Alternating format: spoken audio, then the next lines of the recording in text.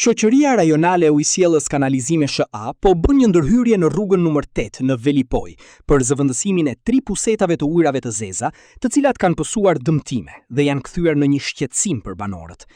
Inxhinieri i firmës që po zbaton projektin thotë se riparimi i defektit po bëhet sepse pusetat ishin jashtë funksionit. Sot jemi këtu për të bërë ndërhyrjen e 3 pusetave, kanë pasur probleme, kanë çeduar dhe nuk funksionojnë në kolektorin që përcjell ujë drejt stacionit të pompave. Për shkak të problematikave që kanë sjell këto, është vendosur nga ujësiellës kanalizimi që të bëhet ndërhyrja edhe në prag të sezonit të jenë funksionale. Në bashkëpunim edhe me ujësiellës kanalizimi këtu, mendojmë se brenda një jave kjo është rehabilituar dhe është kthyer në gjendje funksionale. Kjo ndërhyrje e ujësiellësit të Shkodrës për zëvendësimin e pusetave vjen edhe në prag të nisjes së sezonit turistik në një prej rrugëve me një numër të lartë pushuesish në Velipoj.